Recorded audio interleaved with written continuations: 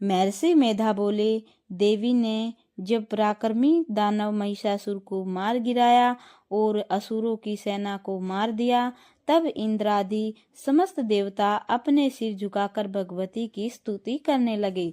जिस देवी ने अपनी शक्ति से यह जगत व्याप्त किया और जो संपूर्ण देवताओं तथा महर्षियों की पूजनीय है, उस अंबिका को हम भक्ति पूर्वक नमस्कार करते हैं। वह हम सबका कल्याण करे। जिस अतुल्य प्रभाव और बल का वर्णन भगवान विष्णु, शंकर और ब्रह्मा जी भी नहीं कर सके, वही चंडिका देवी इस संपूर्ण जगत का पालन करे और अशुभ भयों का नाश करे। पुण्यात्माओं के घरों में तुम स्वयं लक्ष्मी रूप हो और पापियों के घर में तुम अलक्ष्मी रूप हो। सतकुल में उत्पन्न होने वालों के लिए जो लज्जा रूप होकर उनके घरों में निवास करती है, हम उस दुर्गा भगवती को नमस्कार करते हैं। हे देवी, इस विषय का पालन करो। हे देवी, हम तुम्हारे अचिंत्य रूप का किस प्रकार वर्णन करें।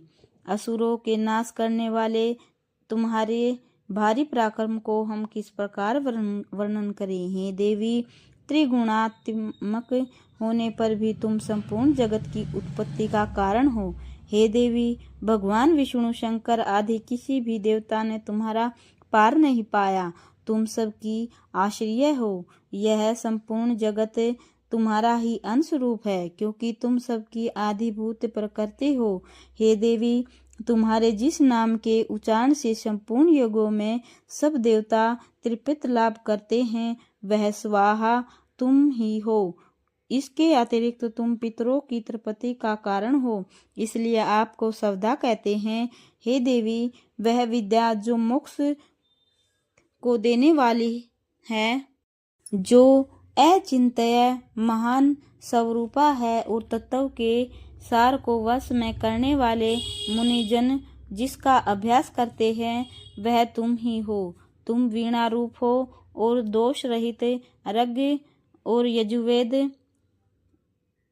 की एवं उद्गति गीत और सुंदर पदों के पाठ वाले सामवेद की आश्रय रूप हो। तुम भगवती हो। इस विश्व की उत्पत्ति एवं पालन के लिए तुम वार्ता के रूप में प्रकट हुई हो और तुम संपूर्ण संसार की पीड़ा हरने वाली हो। हे देवी, जिससे सारे शास्त्रों को जाना जाता है, वह मेधा शक्ति तुम ही हो। दुर्गम भव सागर से पार करने वाली नौका भी तुम ही हो। लक्ष्मी रूप से विष्णु भगवान के हृदय में निवास करने वाली और भगवान महादेव द्वारा सम्मानित गौरी देवी भी तुम ही हो। मंद मुस्कान वाले निर्मल पूर्ण चंद्र बिंब के समान और उत्तम सुवर्ण की मनोहर क्रांति से कमनीय तुम्हारे मुख को देखकर भी महिषासुर क्रोध से भर गया। यह बड़े आश्चर्य की बात है कि देवी, तुम्हारा यही मुख जब क्रोध में भर गया तो उदय काल के सूर्य की भांति लाल और तनी बोहों के कारण विकराल रूप हो गया। उसे देखकर महिषासुर के शीघ्र प्राण नहीं निकल गए।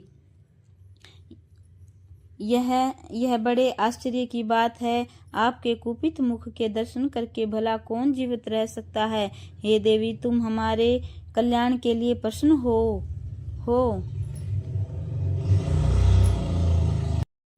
आपके प्रसन्न होने से इस जगत का अभ्युदय होता है और जब आप क्रुद्ध हो जाती हो तो कितने ही कुलों का सर्वनाश हो जाता है। यह हमने अभी अभी जाना जब तुमने महिषासुर को बहुत बड़ी सेना को देखते देखते मार दिया। हे देवी, तुम जिस पर प्रसन्न हो जाती हो, वही देश में सम्मानित होते हैं तथा उनके धन एवं यश की वृद्धि होती है। उनका धर्म कभी स्थिर नहीं होता और उनके यहाँ अधिक पुत्र पुत्रियां और नौकर होते हैं। हे देवी, तुम्हारी कृपा से धर्मात्मा पुरुष प्रतिदिन श्रद्धा पूर्वक यज्ञ तथा धर्मानुकूल आचरण करता है और उसके प्रभाव से सर्वगलोक में जाता है। तुम दोनों तीनों लोकों में मनवांछित फल देने वाली हो। हे माँ दुर्गे, तुम स्मरण करने पर संपूर्ण जीवों के भय नष्ट कर देती हो और स्थिर चित्त वालों के द्वारा चिंतन करने पर उन्हें और अधिक मंगल देती हो। हे देवी, तुम्हारे सिवा हमारा दूसरा कौन है। हे देवी, तुम शत्रुओं को इसलिए मारती हो कि उनको मारने से दूसरों को सुख मिलता है। वह चाहे नरक में जाने के लिए चिरकाल तक पाप करते रहे हों, किंतु तुम्हारे साथ युद्ध करके सीधे स्वर्ग में जाएं, इसलिए उन पर कृपा करके तुम उनका वध करती हो। हे देवी, क्या तुम दृष्टिपात मात्र से समस्त असुरों को भस्म नहीं कर सकती? अवश्य ही कर सकती हो, किंतु तुम शत्रुओं को अपने शस्त्रों के द्वारा इसलिए मारती हो कि तुम्हारे हाथ में मरकर वे स्वर्ग को जाएं। इस तरह से देवी, उन शत्रुओं के प्रति भी तुम्हारा विचार उत्तम है। हे देवी, तुम्हारे उग्र खड्ग की चमक से और त्रिशूल की नोक की क्रांति से असुरों की आंखें नहीं फूटी। इसका कारण यह था कि वे किरणों से शोभायमान तुम्हारे चंद्रमा के समान आनंद प्रदान करने वाले सुंदर मुख को देख रहे थे। हे देवी, तुम्हारा शील बुरे विचारों को दूर करने वाला है और सबसे अधिक तुम्हारा रूप है, जो न तो कभी चिंतन में आ सकता है और न जिसकी दूसरों से कभी तुलना ही हो सकती है। हे देवी, तुम्हारे बल की किसके साथ बराबरी की जा सकती है, तथा इतना सुंदर रूप भी और किसका है।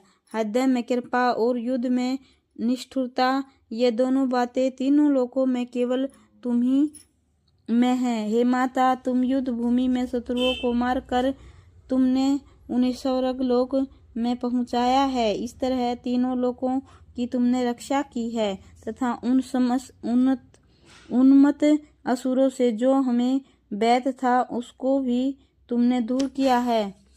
तुमको हमारा नमस्कार है। हे देवी, तुम शूल तथा खड्ग से हमारी रक्षा करो तथा घंटे की ध्वनि और धनुष की टंकार से भी हमारी रक्षा करो। हे चंडिके, आप अपने शूल को घुमाकर पूर्व, पश्चिम, उत्तर तथा दक्षिण दिशा में हमारी रक्षा करो। तीनों लोकों में जो तुम्हारे सौम्य रूप हैं तथा घोर रूप हैं, उनसे हमारी रक्षा करो।